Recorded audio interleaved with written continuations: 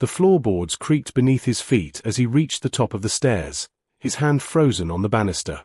Through the partially open bedroom door, his wife's voice drifted out, clear and cold as winter rain. "I just wish he'd disappear, you know?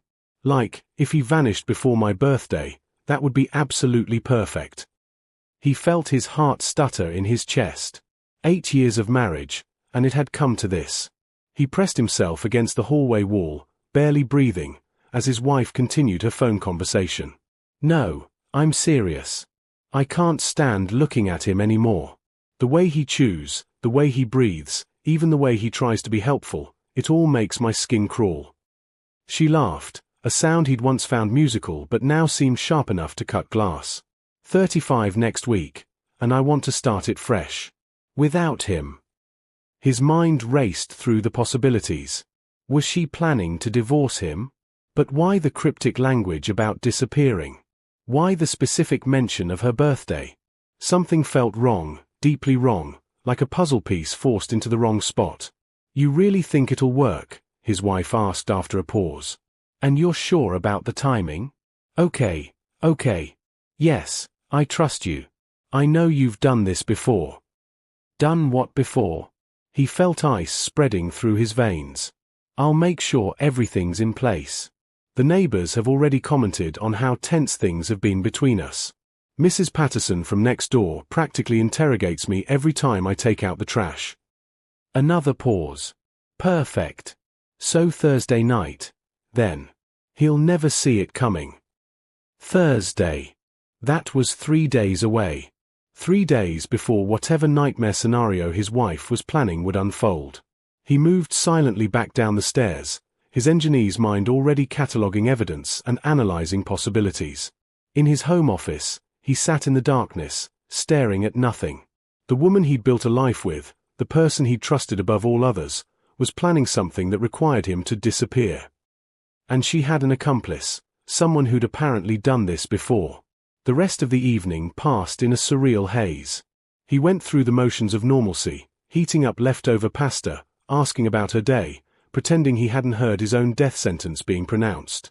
She smiled at him across the dinner table, that same smile he'd fallen in love with in college, and he wondered when exactly it had become a mask. "How's the project at work going?" she asked, twirling spaghetti on her fork. "Actually, they want me to visit the satellite office upstate," he lied smoothly, surprising himself with how easily the deception came. "Probably heading out Thursday morning, back Sunday." Her eyes lit up, actually lit up, with barely contained excitement. "Oh, Thursday.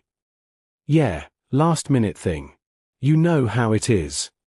He watched her carefully, noting the way her shoulders relaxed, how her grip on the fork loosened. "That's fine," she said, too quickly. "Totally fine. You should go. It's important for your career." That night, lying beside her in bed, he stared at the ceiling while she slept peacefully. Or pretended to sleep. He couldn't be sure of anything anymore. The woman next to him was a stranger wearing his wife's face. By morning, he'd made his decision. He would pretend to leave for the trip, but instead, he'd stay. He'd rent a car under his brother's name, book a cheap motel on the other side of town, and watch. Wait. Record. Whatever she was planning, whatever scheme she and her mystery accomplice had cooked up, he'd document every second of it. He'd worked too hard, sacrificed too much, to let someone, even someone he'd loved, destroy him without a fight. If she wanted him to disappear, she'd have to try a lot harder than this. And if his suspicions were correct, if this was something truly sinister, then he'd make sure the only person disappearing would be her, straight into a courtroom and then a cell. Thursday couldn't come soon enough. Wednesday evening found him in his office, the door locked, organizing his counter-operation with the precision that had made him successful in his career. On his laptop screen, multiple tabs displayed rental car agencies, budget motels, and electronic stores. He'd withdrawn cash from 3 different ATMs to avoid leaving a clear paper trail, $2,000 that his wife wouldn't notice missing from their account. "Honey." Her voice called from downstairs. "Dinner's ready." The domesticity of it all felt obscene. She was down there, probably texting her accomplice, planning whatever horror awaited him, while simultaneously roasting chicken and steaming vegetables. Coming, he called back, quickly closing his laptop. Dinner was another exercise in surrealism. She'd made his favorite meal, herb roasted chicken with garlic mashed potatoes, and even opened a bottle of wine. I thought we should have a nice evening before you leave, she said, pouring him a generous glass. I know I've been distant lately. Work stress, you know. He watched the wine swirl in his glass, suddenly paranoid. Would she drug him? Was this part of the plan? But no, she poured from the same bottle into her own glass and drank deeply. It's been hard on both of us, he agreed, pushing his food around his plate. Maybe when I get back, we should talk. Really talk. Something flickered across her face. Guilt? Fear? It vanished so quickly he couldn't be sure. Maybe, she said softly. Maybe we should. After dinner, he made a show of packing his suitcase while she watched from the bedroom doorway. He included everything he'd actually need: toiletries, clothes, his good watch, maintaining the illusion perfectly. Don't forget your charger, she reminded him. Right, thanks. He added it to the bag, noting how she observed every item he packed. Was she making sure he'd really be gone? Checking that he'd have no reason to return early? That night, he barely slept. Every sound made him wonder if she was starting her plan early. At 3 a.m., he heard her get up and move around downstairs. He lay frozen, listening to cabinet doors opening and closing, the soft murmur of her voice on the phone. When she returned to bed 40 minutes later, he pretended to be asleep, his heart hammering against his ribs. Thursday morning arrived with grey skies that matched his mood. He loaded his suitcase into his car with exaggerated care, making sure the neighbors saw him leaving. Mrs. Patterson was watering her garden, of course, and he waved cheerfully. Business trip, he called out. Drive safe, she responded, but her smile seemed knowing, almost pitying. Had his wife been planting seeds with the neighbors? Building a narrative? His wife kissed him goodbye at the door, and for just a moment, holding her close, he wanted to be wrong about everything. He wanted this to be paranoia, a misunderstanding, anything but what his gut told him it was. I love you, she whispered against his neck. The words should have comforted him. Instead, they felt like a eulogy. Love you too, he managed. He drove around the corner and parked at the public library, watching his house through a borrowed set of binoculars. At 9:15 a.m., a silver sedan pulled into his driveway. A man got out, tall, athletic, around 40. He watched as his wife opened the door and practically pulled the stranger inside. So there was someone else. The affair piece of the puzzle clicked into place. He drove to the rental agency across town, paid cash for a nondescript grey sedan, and checked into the lakeside motel using his brother's credit card.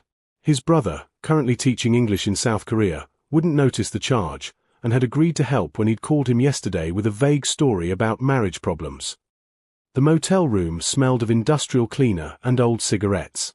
He set up his laptop on the sagging desk and began his surveillance plan.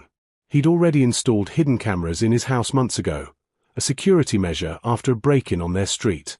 He'd never told his wife about them. 3 cameras covered the living room, kitchen, and hallway. The feeds streamed directly to his phone and laptop. On the screen, he watched his wife and her lover in his living room, drinking his coffee, sitting on his couch. They were laughing about something. He plugged in his voice recorder. He'd need audio evidence too. Then he made a call to a lawyer friend, leaving a vague voicemail about needing advice on protecting assets.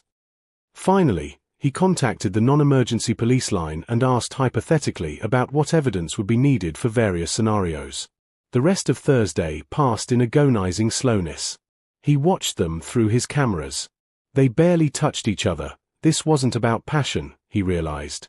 This was business. They spent hours going over documents he couldn't quite make out, their heads bent together in concentration. At 8 p.m., the man left. His wife immediately called someone else. Tomorrow night, she said. Everything's set. Tomorrow night. Friday. The day before her birthday. He ordered pizza to his motel room and didn't taste a single bite.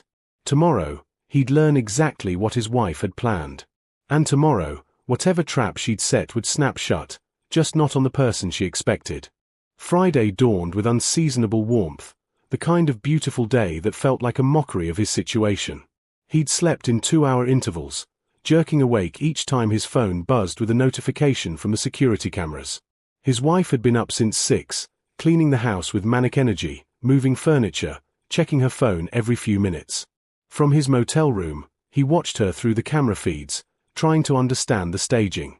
She'd rearranged the living room, moving the coffee table closer to the couch, angling the lamp differently. Why? What was she setting up? At noon, her phone buzzed, and he saw her check it, smile, and type back furiously. Minutes later, the silver sedan returned. The man entered without knocking, clearly comfortable, clearly expected. They sat at the kitchen table, and he leaned closer to his screen, adjusting the volume on his laptop. "You're sure about this?" the man asked. His voice was smooth, educated. "Once we start, there's no going back." "I'm sure," his wife replied. "I've thought about nothing else for months. He's ruined my life long enough." He felt sick. What had he done to ruin her life? He'd worked hard, paid the bills, tried to be a good husband. They'd had problems, sure, what couple didn't? But nothing that warranted this level of hatred. "Okay," the man continued. "So tonight, around 8. You'll call him, make it seem urgent that he comes home. When he gets here, we'll already be in position." "And you're sure the bruising will look real?" his wife asked. Bruising. The word hung in the air like poison gas. "I've done this 4 times before," the man said. "The trick is knowing exactly where to strike. It looks dramatic, photographs perfectly, but causes minimal actual damage. You'll have visible marks, but nothing permanent." His wife nodded, touching her arms as if already feeling phantom bruises. "The police will see a classic domestic violence situation," the man continued. "His fingerprints are all over the house already. He lives here. We'll stage some broken items, make sure there are signs of a struggle. You'll have the marks, I'll have witnesses who'll swear they heard arguing. By the time the police arrive, it'll be open and shut." "And you're sure they'll arrest him immediately?" "Absolutely.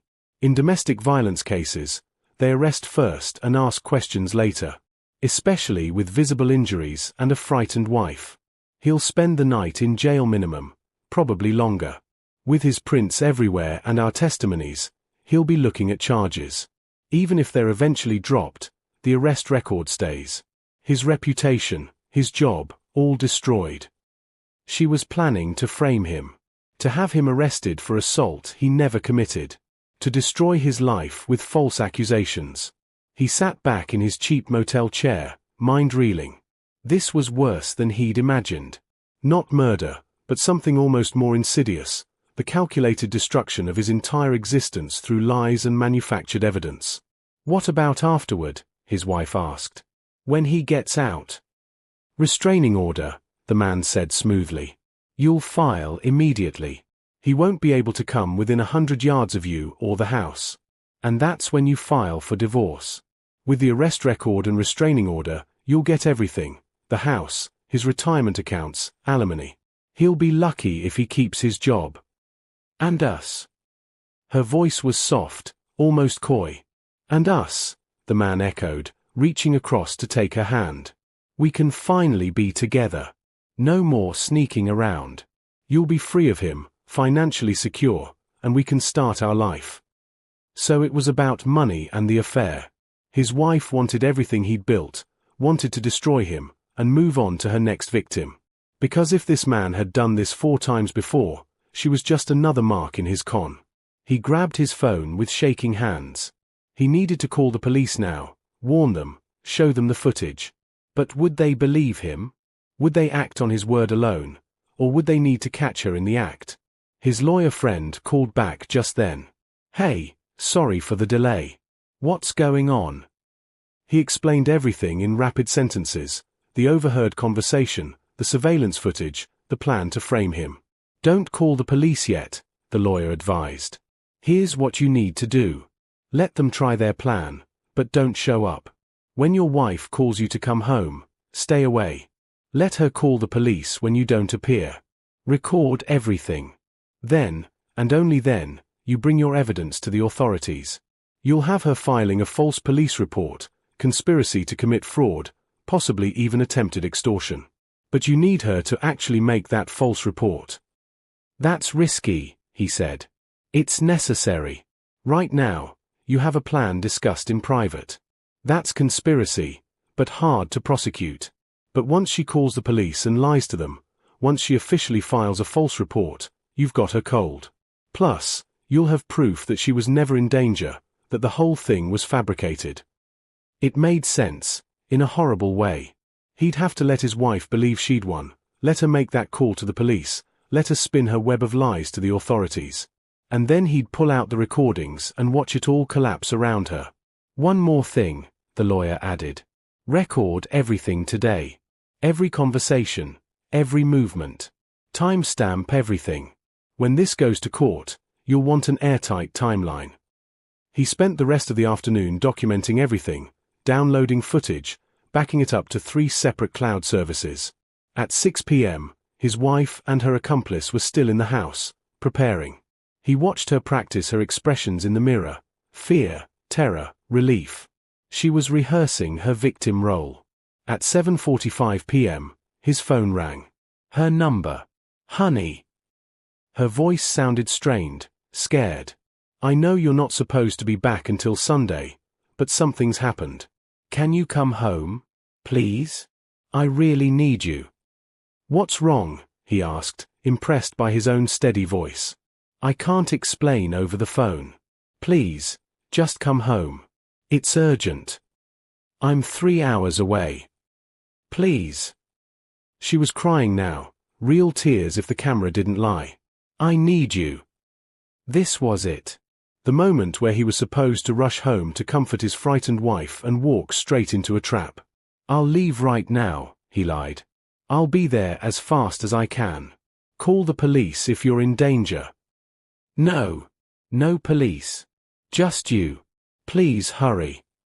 He hung up and watched his screens as his wife turned to her accomplice with a smile. He's coming. Now came the hardest part, waiting to see what they'd do when he didn't arrive. The next 2 hours were among the longest of his life. He sat in his dingy motel room, eyes fixed on his laptop screen, watching his wife and her accomplice prepare their theatrical performance. At 8:30 p.m., they began staging the scene. The man, he'd learned from a reverse phone lookup that his name was David Reeves, a life coach with a suspicious gap in his LinkedIn employment history, carefully broke a lamp, placing the pieces just so. His wife took off her earrings, scattering them near the couch as if they'd been ripped off in a struggle. They knocked over a side table, spilled wine on the carpet, and created what looked like the aftermath of a violent confrontation. Remember, David instructed, you're terrified but trying to be brave. You feared for your life. He came home unexpectedly. You told him you wanted a divorce, and he lost control. You managed to lock yourself in the bathroom and call for help. She nodded, practicing her frightened expression again. It was disturbing how easily it came to her. At 9:15 p.m., his wife's phone rang, a call from Mrs. Patterson next door. Through the audio feed, he heard his wife's voice shift instantly into a trembling, tearful tone. Oh, Mrs. Patterson, I'm okay. There was just some noise. I dropped something. My husband's away on business. No, everything's fine. Thank you for checking. Building the narrative, he realized. The concerned neighbor, the wife alone, the stage being set. At 9:45 p.m., David pulled out what looked like a makeup kit. He opened it to reveal various theatrical cosmetics, the kind used in film production. With practiced efficiency, he began applying makeup to create convincing bruises on his wife's arms, neck, and face. Dark purples and blues bloomed under his careful brushwork, fake injuries that would photograph perfectly. You're an artist, his wife said, admiring the work in her phone's camera. I've had practice, David replied. Though usually my clients are more grateful after. Something in his tone made her look up sharply. What's that supposed to mean? Nothing. Just that the others were more invested in showing their appreciation. His smile was predatory. But we can discuss that later. After you get your settlement. A flash of uncertainty crossed her face, but she pushed it aside. Let's just focus on tonight. By 10:30 p.m., they were both growing agitated. He'd promised to arrive within 3 hours, and that deadline was approaching. His phone rang again, his wife, her voice now genuinely stressed. "Where are you? You said you'd be here." "Traffic," he lied. "Accident on the highway. I'm stuck. Maybe another hour." He hung up before she could respond and watched her throw her phone across the room in frustration. "This isn't working," she snapped at David. "The bruises will start to fade. We needed him here by now." "Calm down," David said, but he looked worried too. "Call him again in 30 minutes. Make it more urgent. Tell him you're bleeding or something." But at 11:15 p.m., something unexpected happened. Mrs. Patterson knocked on the door, peering through the window with evident concern. His wife froze, caught between staying in character and avoiding contact. "Your lights have been on for hours and I saw someone else's car," Mrs. Patterson called through the door. "Is everything all right, dear?" David swore under his breath and ducked into the kitchen, out of sight. His wife opened the door a crack, careful to keep her bruised side in shadow. "I'm fine, Mrs. Patterson. Just a friend visiting. My husband's delayed getting home." "Your face," Mrs. Patterson gasped, catching sight of the makeup in the porch light. "What happened to your face?" His wife's hand flew to her cheek, realizing too late that she'd been caught with visible injuries and no explanation. Her mind raced for a plausible story. I fell. Earlier. It's nothing." But Mrs. Patterson was already pulling out her phone. "I'm calling the police. Don't argue with me, young lady." "No. Please don't." His wife's panic was real now, the plans spiraling out of control. "It's not what you think." But Mrs. Patterson had already dialed. Within minutes, he heard sirens approaching through his audio feed. David emerged from the kitchen, furious. "This is your fault," he hissed.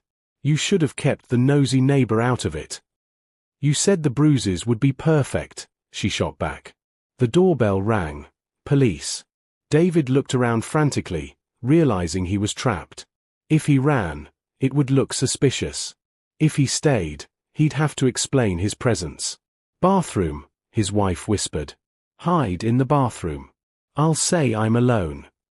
He watched David scramble upstairs as his wife answered the door. 2 officers stood there, their expressions professional but concerned. We received a call about a possible domestic disturbance. Are you all right?" His wife's face crumpled on cue. Yes, no. My husband." She touched her bruised face delicately. "Is your husband here now?" The female officer stepped closer, examining the marks. "No, he left. He's on a business trip. Or he was supposed to be." The tears came easily now, mixing real panic with theatrical performance. "He came back unexpectedly. We had a fight. He hit me and then left again." "Do you know where he went?" "No. He just left. I've been calling but he won't answer." The male officer was already looking around the living room, noting the broken lamp, the overturned table, the wine stain. "Looks like quite a struggle. Do you need medical attention?" "No, I just want him to stay away." "We'll need to take a full statement," the female officer said gently. "And we'll need to locate your husband." His phone rang again, a call from an unknown number. The police, likely, trying to reach him. He let it go to voicemail, watching his screen as his wife gave her statement, weaving a story of months of verbal abuse culminating in tonight's violence. She was convincing, he had to admit. The tears, the trembling hands, the way she flinched when the male officer moved too quickly. But upstairs, hidden in the bathroom, David was making a crucial mistake. Thinking the police would leave soon, he'd pulled out his phone and was texting someone. The light from his screen was visible under the bathroom door. The male officer noticed it. I thought you said you were alone." Her eyes went wide. "I am." "Then why is there light coming from under that bathroom door?" Everything was falling apart, and all he could do was watch from his motel room, 3 miles away, as his wife's perfect plan collapsed into chaos. This wasn't how either of them had expected the night to end. He picked up his phone and began recording a video message for the police. It was time to add his evidence to their investigation. The chaos unfolded rapidly on his screen. The male officer had his hand on his weapon, calling up the stairs. "This is the police. Come out of the bathroom with your hands visible." His wife's face was pure panic now, all pretense gone. "Wait, he's just a friend." A friend hiding in your bathroom while you report domestic violence. The female officer's expression had shifted from sympathetic to suspicious. I'm going to need you to step outside with me." David emerged from the bathroom, hands raised, wearing an expression of wounded innocence that must have worked on his previous victims. "Officers, I can explain. I'm just a friend. She called me after her husband attacked her. I came to make sure she was safe." "And you hid in the bathroom because?" the male officer asked. "I panicked. I thought her husband might have come back." It was almost believable. Almost. But he could see the female officer studying the scene with increasing skepticism, the too perfect placement of broken items, the lack of defensive wounds, the convenient timing.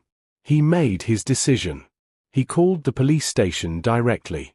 "This is regarding the domestic disturbance call at 847, Maple Drive," he said when they answered. "I'm the husband. I'm not at the house and haven't been since Thursday morning. I have video evidence that proves everything happening there tonight is staged." 30 minutes later, he was sitting in an interview room at the police station, his laptop open, showing Detective Sarah Chen and her partner the footage he'd compiled. They watched in silence as his wife and David discussed their plan, applied the makeup, staged the scene. "How long have you had cameras in your house?" Detective Chen asked. 6 months. After a break-in on our street. My wife knew about the security system, but not about these specific cameras. They're hidden, but they were installed legally in my own home." The detective nodded, making notes. "And you left Thursday morning because?" "I overheard her Tuesday night saying she wished I would disappear before her birthday. I didn't know what she was planning, but I knew I needed to protect myself. So I pretended to leave town but stayed local to gather evidence." "Why didn't you come to us immediately? Would you have believed me?" A husband claiming his wife was going to frame him for abuse, with no evidence except an overheard phone conversation? "I needed proof of the conspiracy, not just the plan." Detective Chen couldn't argue with that. They continued watching the footage, including the part where David explicitly discussed having done this 4 times before. "We'll need to look into Mr. Reeves' history," her partner said. "If he's done this before, there might be other victims." Back at his house, the situation was deteriorating. A second pair of officers had arrived after his call, and now his wife and David were separated, being questioned individually. Their stories, rehearsed as they were, started to diverge under pressure. His wife insisted David had only arrived after the fictional attack. David claimed he'd been there for hours as a friend. The female officer noted that his wife's injuries, under closer inspection, looked suspiciously like stage makeup. When questioned about the perfect placement of broken items, his wife fumbled for explanations. And then Mrs. Patterson dropped the bombshell. She'd been at the station giving her own statement. "I saw that man's car arrive around noon," she told the officers. "I thought it was odd because she'd told me her husband was out of town. They've been there together all day. I could see them through the windows before they closed the curtains around dinner time." The timeline didn't match his wife's story at all. At 1:30 a.m., Detective Chen brought him to a larger conference room where his wife and David sat at opposite ends, both now significantly less composed. His wife's carefully applied makeup bruises looked garish under the fluorescent lights, obviously fake upon close examination. "Would you like to revise your statement?" Detective Chen asked his wife, placing printouts of video screenshots on the table. His wife looked at the images, her and David discussing the plan, David applying makeup, her practicing her frightened expression, and something in her broke. Not remorse, but the realization that she'd been caught. "It was his idea," she said, pointing at David. "He said it would be easy. That he'd helped other women get free from bad marriages. "I want a lawyer," David said immediately. "Too late for that," Detective Chen replied. "We've been investigating you for the past hour. Turns out you have quite a history. 3 previous clients, all divorced women who suddenly had their ex-husbands arrested for domestic violence. All cases mysteriously dropped later, but not before the women got favorable divorce settlements." David's face went pale. "The difference," the detective continued, "is that in those cases, we didn't have video evidence of you staging the crimes. We couldn't prove conspiracy. But tonight? Tonight we have everything." She turned to his wife. "And you? False police report, conspiracy to commit fraud, attempted extortion, filing false charges. You're looking at serious prison time." His wife's carefully constructed facade shattered completely. She started crying, real tears this time, not the performed ones from earlier. "I just wanted out. I just wanted to be free." "You could have gotten a divorce," he said quietly. It was the first time he'd spoken directly to her all evening. She looked at him, and for just a moment, he saw the woman he'd married. Then her expression hardened.